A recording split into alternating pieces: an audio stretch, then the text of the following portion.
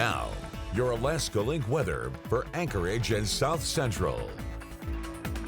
Well, good evening. The cold continues to take over the area. There are much colder spots across Alaska, but we are going to be still battling a pretty steady weather pattern of below zero lows and high temperatures just creeping into those single digits. So we are dropping down to about 5 below here in Anchorage underneath those mostly clear skies. Note that there has been some redevelopment of some of those gap winds. So note that areas like Seward, Whittier, seeing that potential of bringing those wind gusts back up to 30 to 40 miles per hour. And with these types of temperatures, one that creates some freezing spray, as well as note creates a dangerous wind chill. Many inland locations will be dropping at least into those single digits to teens below zero, teens above zero for low temperatures for our coastal areas. And we are noting that there is a colder air mass that is setting up to be working its way into the weekend forecast. Been keeping an eye on some trends, and it is looking likely to bring in a much colder air mass for the weekend. What is still up for question is going to be some snow chances,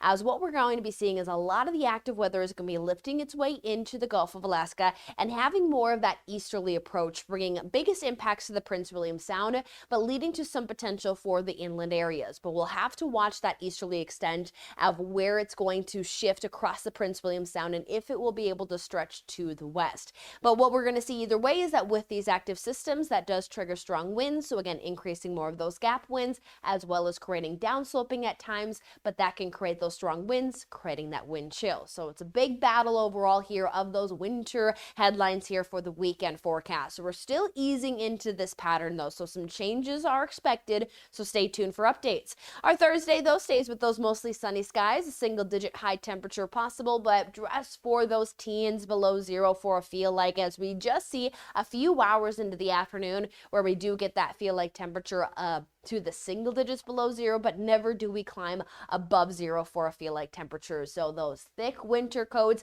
are necessary here for the coming days. 7 hours and 10 minutes of daylight on the board as we're gaining just about 5 minutes now per day with a 9:36 sunrise and a 4:47 sunset.